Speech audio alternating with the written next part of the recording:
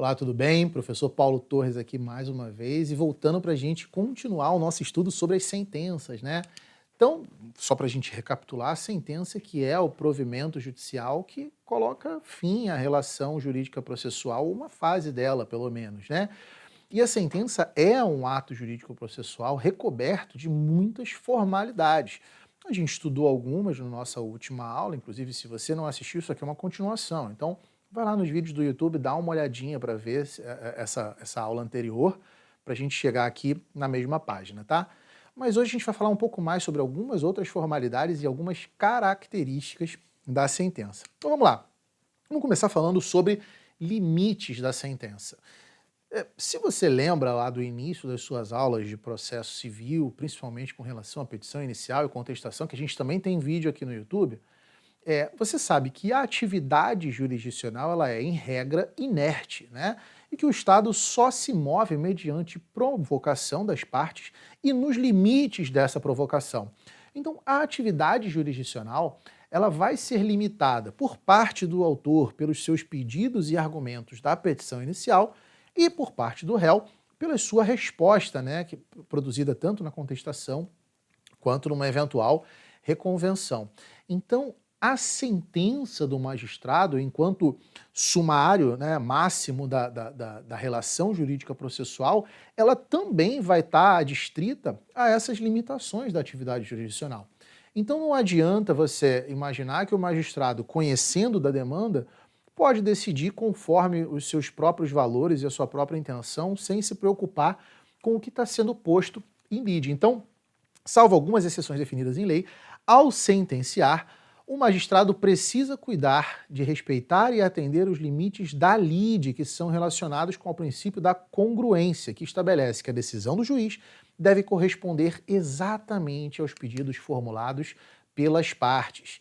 Então, quando a gente tem um magistrado que ignora ou que de alguma forma subverte esses limites dos pedidos das partes, a gente vai ter defeitos da sentença que a gente vai analisar agora. O primeiro deles são as sentenças ultrapetitas. Então, olha lá para o quadro. Dizemos que uma sentença é ultrapetita quando o juiz decide além do que foi pedido pelas partes. Esse tipo de decisão é considerado inválido porque viola o princípio da congruência, também chamado de princípio da adstrição ou da correlação, consagrado no artigo 492 do CPC, que impõe ao juiz a obrigação de limitar sua decisão aos pedidos formulados pelas partes. Olha o que diz lá o 492. É vedado ao juiz proferir decisão de natureza diversa da pedida, bem como condenar a parte em quantidade superior ou em objeto diverso do que lhe foi demandado.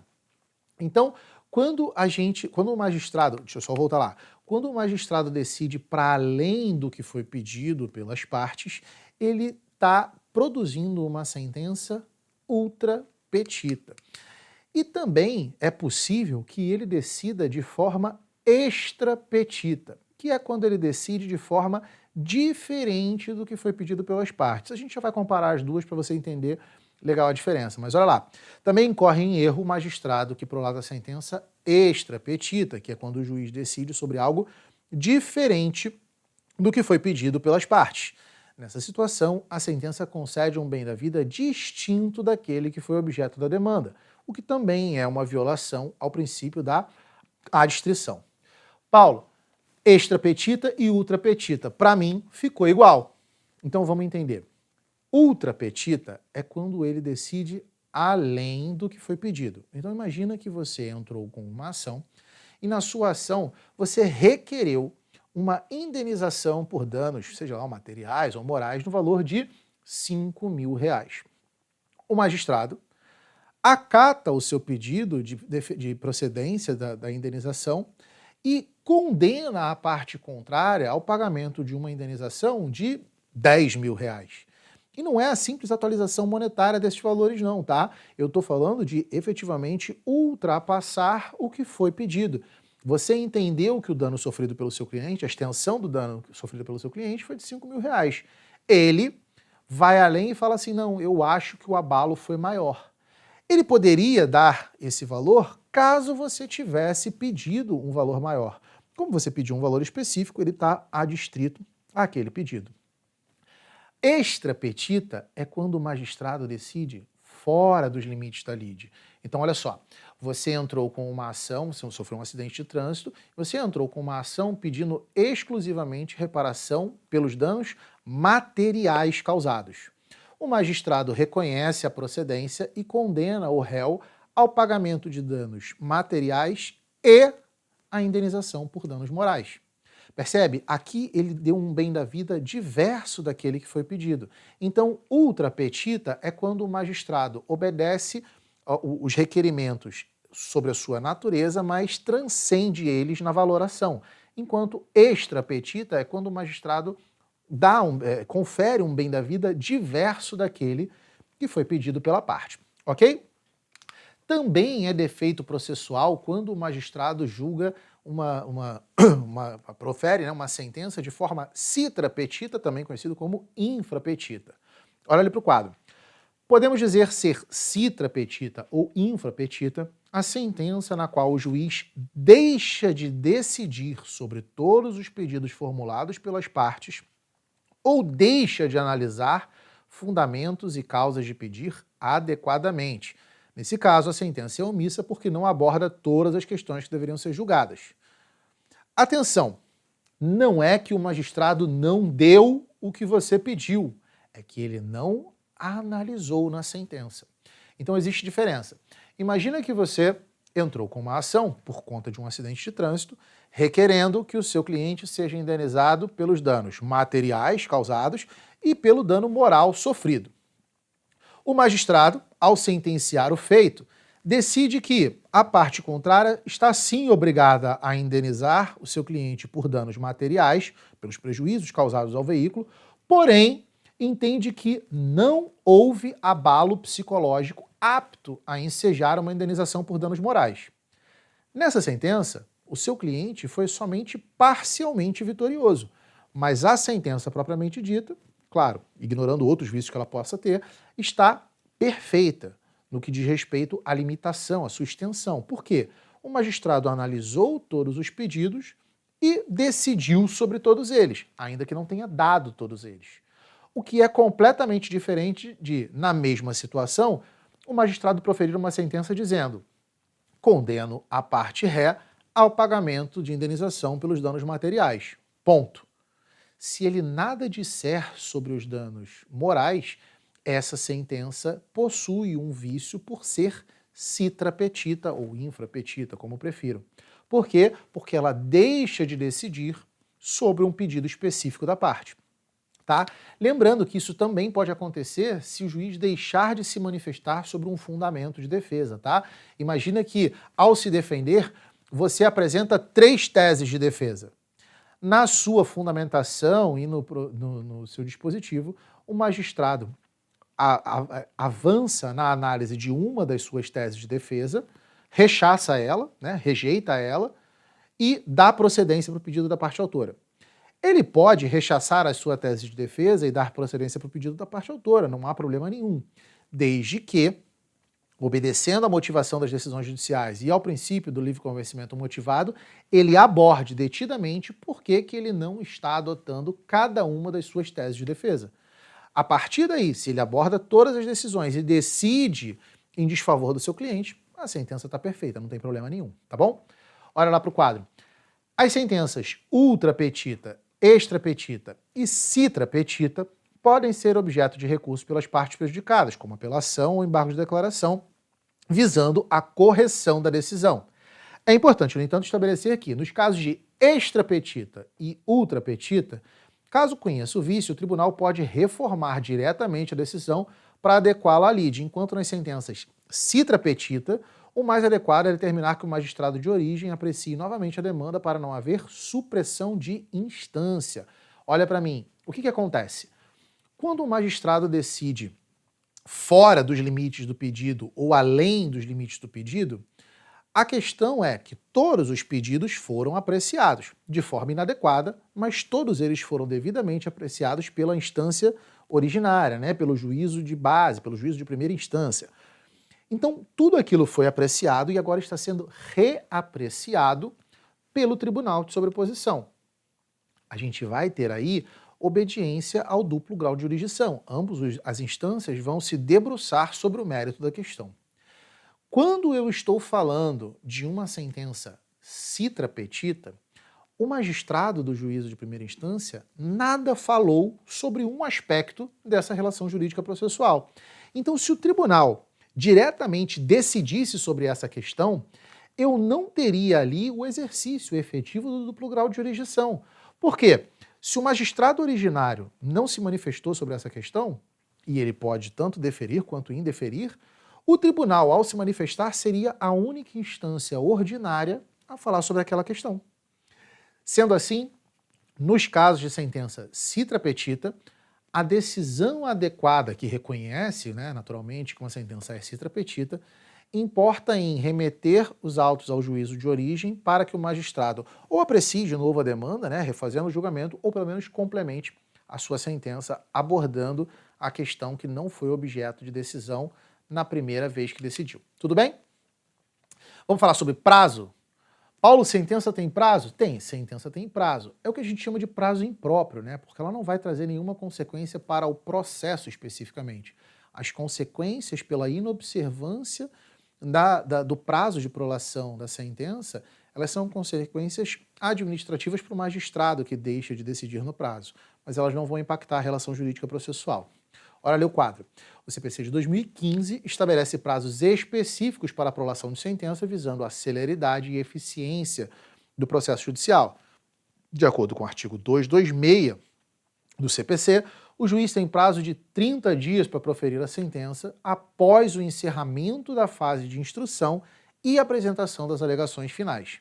Esse prazo pode ser prorrogado em casos excepcionais e justificados, mas ela não deve comprometer a razoável duração do processo, conforme disposto no artigo 5º, inciso 78 da Constituição. Então, atenção, o magistrado tem 30 dias para proferir a sua sentença, para prolatar a sua sentença. Se ele não o fizer, deve, idealmente, justificar os motivos da sua demora. Mas, ainda que ele não o faça, não haverá consequências para as partes, além, naturalmente, da demora e possivelmente de algum prejuízo com relação a isso. E sobre prejuízo, se ficar demonstrado que a demora injustificada na prolação da sentença causou juízo a qualquer uma das partes, o magistrado pode ser responsabilizado, por esse prejuízo causado. Então, literalmente, você pode processar o juiz que demorou demais a proferir uma sentença e causou algum prejuízo a você ou ao seu direito. Tudo bem? Continuando, vamos falar um pouco sobre remessa necessária, que é uma circunstância bem específica e bem atípica da relação jurídica processual envolvendo a fazenda pública, tá? Normalmente, em um processo envolvendo pessoas de direito privado, eminentemente, os recursos só existirão, ou seja, o processo só subirá em grau de recurso para o Tribunal de Sobreposição mediante efetivo recurso protocolado pela parte que se sentir prejudicada. Então, se ao proferir a sentença ambas as partes se dão por satisfeitas, o processo não prossegue para o tribunal em regra. Porém, quando a gente está falando de questões pecuniárias envolvendo a fazenda pública, isso não é uma verdade. Olha lá para o quadro. O artigo 496 do Código de Processo Civil estabelece que algumas sentenças ficam sujeitas necessariamente a um reexame promovido por um órgão jurisdicional superior, o mesmo que teria competência para apreciar a eventual apelação que contra tal sentença se interpusesse. O que isso quer dizer? Quem vai apreciar essa remessa necessária, essa remessa obrigatória, é o mesmo órgão que teria competência para julgar um eventual recurso de apelação, tá? A isso a gente dá o nome de remessa necessária. A remessa necessária é uma medida de proteção à fazenda pública que tem como objetivo tutelar o interesse público em ações que envolvem um potencial prejuízo de natureza pecuniária à fazenda. Então, para evitar que ações onerem em demasia os cofres públicos e onerando assim toda a coletividade de maneira inadequada, fica estabelecido pelo Código de Processo Civil uma revisão de ofício de todas as decisões que tiverem essa natureza. A pendência da remessa necessária, enquanto o processo está em remessa necessária, coloca a sentença judicial em um efeito suspensivo. Olha o que diz o 496. Está sujeita ao duplo grau de jurisdição, não produzindo efeitos, senão depois de confirmada pelo tribunal, a sentença, inciso 1, proferida contra a União, Estado, Distrito Federal e municípios e suas respectivas autarquias e fundações de direito público. Inciso 2, que julgar procedentes no todo ou em parte os embargos à execução fiscal. Parágrafo 1º, nos casos previstos nesse artigo, não interposta a apelação no prazo legal, o juiz ordenará a remessa dos autos ao tribunal e, se não o fizer, o presidente do tribunal avocá-los-á.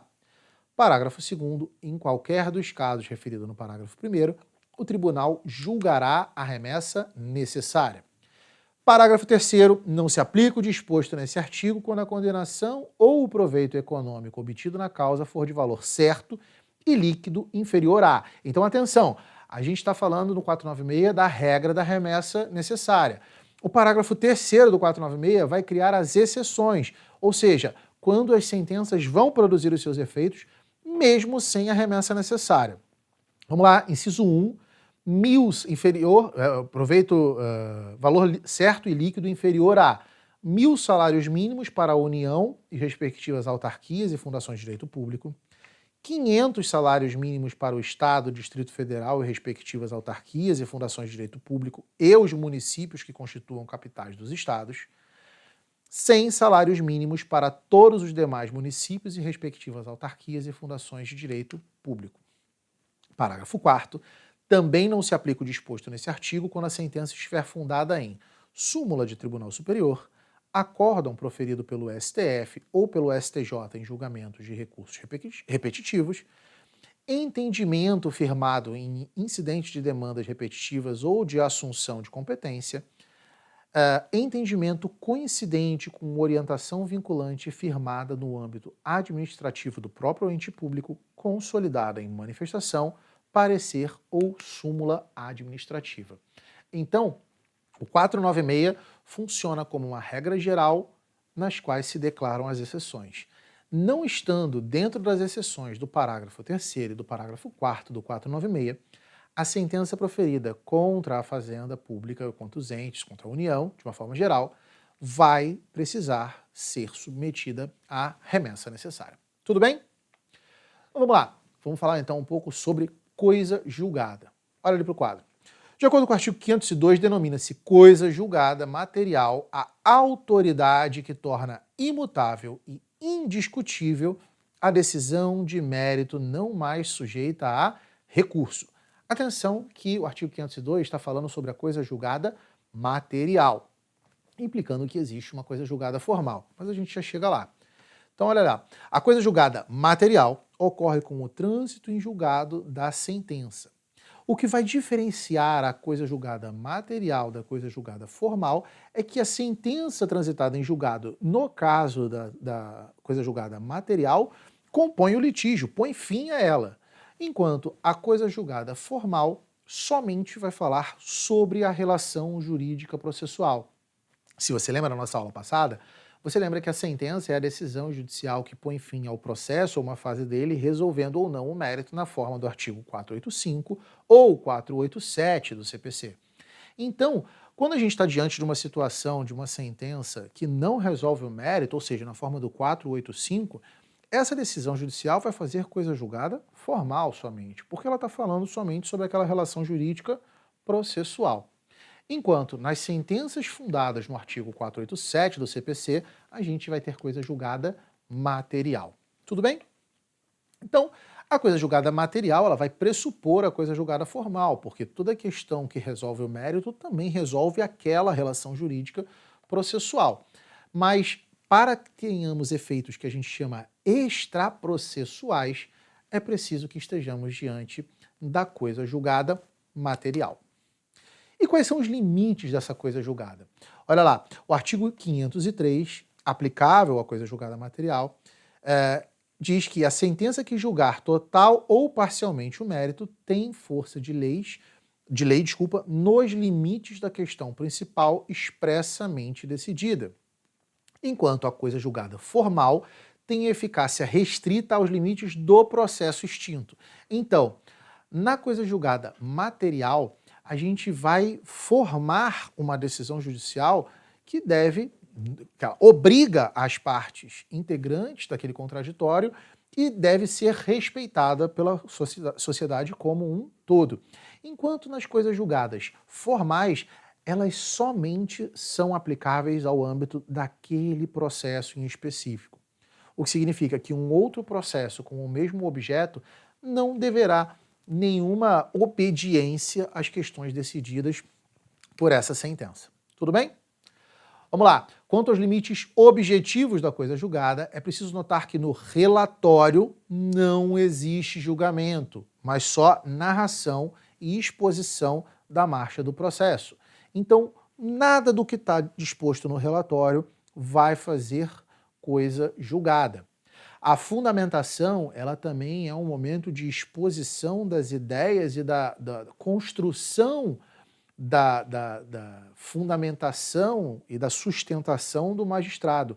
Também, embora isso seja um pouco mais confuso, também na fundamentação não há decisão propriamente dita, apenas exposição do raciocínio do magistrado.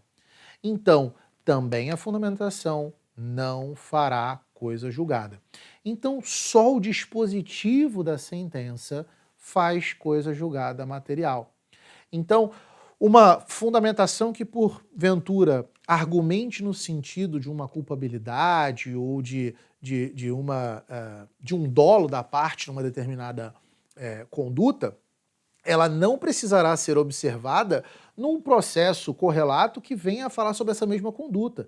Então é particularmente possível que um magistrado entenda que uma parte agiu de forma deliberada ao fazer ou deixar de fazer uma coisa em uma fundamentação, enquanto em um outro processo, um outro magistrado pode entender de forma diversa. Por quê? Porque não existe coisa julgada sobre a fundamentação. Somente os dispositivos fazem coisa julgada. Tudo bem? Para a gente já se encaminhando para o final, uma vez que a gente produziu a nossa sentença de uma forma adequada, né, de uma forma correta, obedecendo todas as formalidades do processo civil, chega a hora de fazermos a liquidação dessa sentença. Então, olha ali para o quadro. A liquidação da sentença é o procedimento destinado a quantificar o valor da condenação ou a determinar o conteúdo exato da obrigação estabelecida na sentença, quando esses elementos não foram especificados de forma clara na decisão. A liquidação pode ser necessária, por exemplo, quando a sentença condena ao pagamento de indenização, mas não estabelece o montante exato a que essa indenização deve corresponder. Então a gente tem 3 modalidades específicas de liquidação especificamente. Primeira, a gente vai falar da liquidação por arbitramento. Sempre que a gente depende de conhecimentos técnicos especializados para que a gente possa liquidar uma decisão, a gente vai falar que existe uma liquidação por arbitramento. Na liquidação por arbitramento, um perito pode precisar ser nomeado para que esse montante, né, para que esse bem da vida seja devidamente quantificado ou individualizado. A gente pode falar, por exemplo, numa sentença que decida pela dissolução de uma sociedade empresarial com a correspondente apuração dos haveres. A gente não sabe exatamente o valor daquela sociedade para que a gente possa saber o quinhão que cabe a cada um dos sócios na dissolução.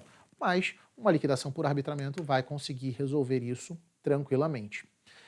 A gente tem a liquidação pelo procedimento comum, que é aplicável quando há necessidade de trazer novas provas e novos fatos que vão influenciar no montante da condenação, como, por exemplo, novos gastos realizados no cuidado com o bem da vida em questão.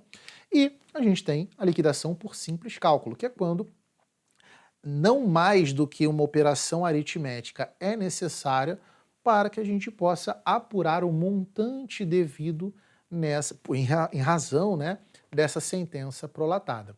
Tá? Então, a gente agora já sabe mais ou menos como funciona a prolação de uma sentença, quais são os seus requisitos e como a gente consegue dar início à liquidação. Vamos ver agora como é que os concursos cobram isso na prática? Olha ali para a tela. Concurso para oficial de justiça do TJ, feito pela FGV esse ano. Alexandre ajuizou a ação em que perseguia a condenação de Bruno a lhe pagar verbas indenizatórias dos danos emergentes e dos lucros cessantes que afirmou terem ocorrido em razão do ato ilícito que atribuiu ao réu. Depois de ofertada a peça contestatória e produzidas as provas pertinentes, o juiz da causa proferiu sentença em que acolhia o pleito autoral referente aos danos emergentes, sem que tivesse apreciado, contudo, a pretensão indenizatória relativa aos lucros cessantes. Nesse cenário, é correto afirmar que a sentença proferida é A. Válida, porque o juiz não é obrigado a acolher na íntegra o pedido. B. Inválida, em razão do julgamento ultra petita, cabendo ao tribunal o recurso de apelação para anulá-la. C. Inválida, em razão do julgamento ultra petita, cabendo ao tribunal o recurso de apelação para podar o excesso. D. Inválida, em razão de julgamento extra petita. Ou E. Inválida, em razão do julgamento citra petita. De novo, com base nos nossos estudos na aula de hoje, fica fácil decidir pela alternativa, é inválida em razão do julgamento citra petita. De fato, o magistrado não precisa acolher na íntegra o pedido, mas ele precisa apreciar na íntegra aquilo que foi pedido. E se ele não o faz, ele julga citra petita, como a gente viu na nossa aula de hoje. Espero que vocês tenham aproveitado esse nosso encontro. Agradeço mais uma vez a participação de vocês e até a próxima.